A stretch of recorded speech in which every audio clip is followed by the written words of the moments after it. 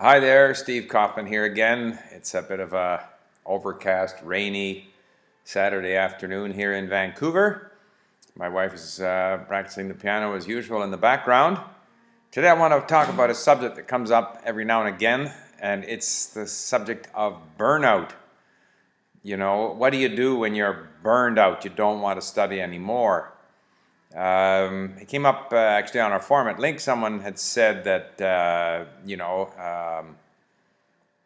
how long does it take to learn a language? In this case was how long does it take to learn Chinese? And someone was talking in terms of years, and someone else said, well, it depends how many hours you put in a day. And then I said, in my experience, when I learned Chinese, I was putting in 7-8 hours a day. But someone said, well, if you put in too many hours, you get burned out. So I thought about this, and I thought, I've never experienced burnout. When I was studying Chinese, I was doing it 7-8 hours a day, but it was my job. I was paid to learn Chinese. I was employed by the Canadian government. I was a government language student. They paid me my salary. I was expected to study the language. Of course, I'm going to put in 8 hours a day. Languages that I've learned since then, I've been learning essentially on my own time. So I'm happy to get in an hour or so a day, but I don't get burned out. I guess when I was studying Chinese for the government, I had a certain period of time in which I wanted to achieve this British Foreign Service exam. But in the other languages that I've been studying, I'm not under any pressure. I do as much as I want.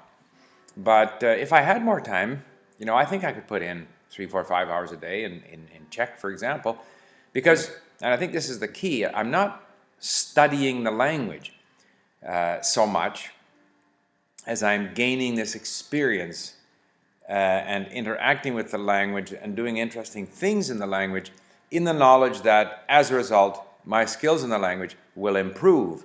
I think if I had to spend my time trying to study and restudy and learn and relearn and memorize, grammar rules or tables or answer questions or do any of this sort of, study type work, I wouldn't be able to put much time in it. I would just stop doing it. So in that sense, perhaps I would be burned out. But when I look at my Czech now, for example, I happen to go over to Vancouver Island. And in Victoria, there's a store there. It's an online store. It's called czechbooks.com, I think it is. It's a wonderful place to buy all kinds of stuff. And I've bought things from them via the internet, but I thought, I'm in Victoria. I may as well go and see and see what's there, and because there's nothing like actually looking at books. And so I bought a bunch of CDs and DVDs and books. So I bought a book here called, this one here. Okay, Malé dějiny Československé, short history of Czechoslovakia from 1867 to 1939. Now, as I'm starting into it, there's words that I don't know, but it's very, very interesting. Here you have the Austro-Hungarian Empire, you have the German-speaking group who are basically if you want, the colonial power, much like England was in Ireland sort of thing. They had expanded eastward and dominated the Austrian Empire, eventually the Austro-Hungarian Empire. So they had the privileges. The German language was given, a preeminence and so forth and so on. And gradually the Czechs through the 19th century start to achieve some recognition of themselves as an independent state. And then you have the First World War, and now the shoe is on the other foot.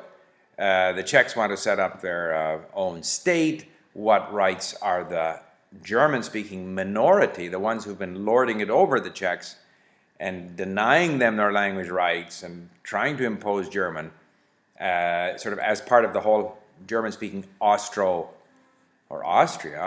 and so you have this whole issue of how that evolves. And of course, these are all things that I didn't really focus on. And it's true that the German-speaking minority in Czechoslovakia got the short end of the stick. And that might have contributed to events leading up to the Second World War. But then again, they had basically, denied or tried to suppress the Czechs, more or less, for quite a long time. So it's very interesting. I'm also listening to other things that are of interest. I'm listening to daily news discussions in Czech, so I'm kind of familiar with issues like corruption and so forth that are hot, in the Czech Republic. So that's all interesting. So everything I'm reading, and I'm following the international news. I'm following the economic crisis in Europe via the Czech media. So it's interesting. When I get tired of doing that, I did find a very good book, again over there, called Czech I krok za krokem, which is simpler material where I can get more of the sort of everyday language, which I heard, but I need to listen to it more and more in order to be able to use it. And it has some, the odd grammar explanation, which I don't mind looking at, especially as I've become more and more curious about certain things. And so as long as you vary it and do things that are interesting, I don't see how you can get, burned out. When I was studying Chinese, I mean, there's so much there: history, literature, modern history, ancient history. I mean, how do you get burned out? I think the key thing is that you have a goal beyond just learning the language. If your goal is just to learn the language, just to nail down these declension tables or whatever it might be, yeah, I can see where you get burned out, because after a while those things won't penetrate.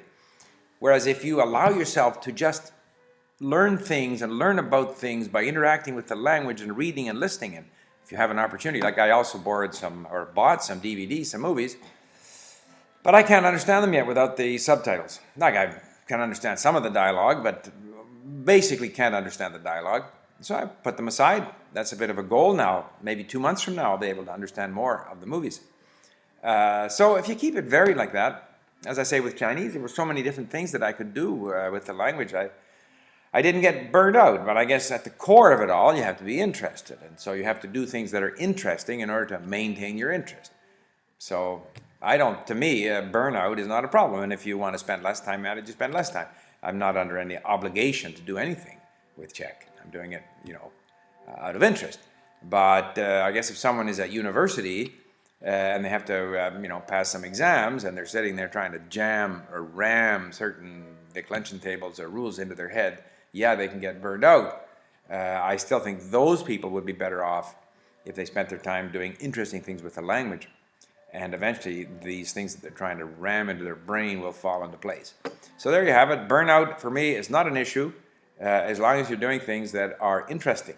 And when you are less interested or not interested, you stop doing them. No burnout.